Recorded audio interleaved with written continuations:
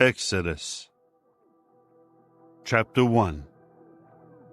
Now these are the names of Israel's sons who came into Egypt with Jacob, each man who came with his household: Reuben, Simeon, Levi, and Judah; Issachar, Zebulun, and Benjamin; Dan and Naphtali; Gad and Asher. And all those who were born to Jacob were 70 people, but Joseph was already in Egypt. Joseph eventually died, and also all his brothers, and all that generation. And the Israelites became fruitful and began to increase greatly, and they kept on multiplying and growing mightier at an extraordinary rate, so that the land became filled with them.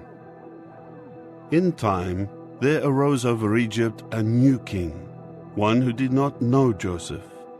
So he said to his people, "Look, the people of Israel are more numerous and mightier than we are.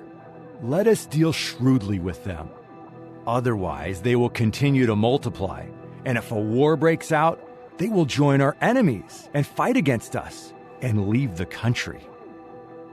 So they appointed chiefs of forced labor over them to oppress them with hard labor, and they built storage cities for Pharaoh, namely Pithom and Rameses.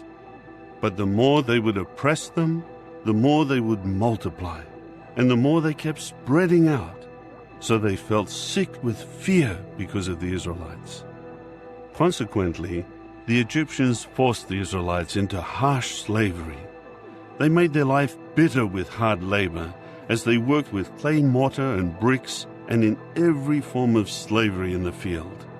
Yes, they made them toil in harsh conditions in every form of slavery. Later, the king of Egypt spoke to the Hebrew midwives, whose names were Shiphrah and Puah, and he told them, "When you help the Hebrew women to give birth, and you see them on the stool for childbirth, you must put the child to death if it is a son. But if it is a daughter, she must live." However, the midwives feared the true God, and they did not do what the king of Egypt told them. Instead, they would keep the male children alive. In time, the king of Egypt called the midwives and said to them, "Why have you kept the male children alive?" The midwives said to Pharaoh, "The Hebrew women are not like the Egyptian women. They are lively and have already given birth before the midwife can come into them." So God dealt well with the midwives, and the people kept increasing and becoming very mighty.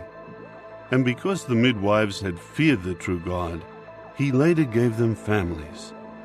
Finally, Pharaoh commanded all his people, "You are to throw every newborn son of the Hebrews into the Nile River, but you are to keep every daughter alive."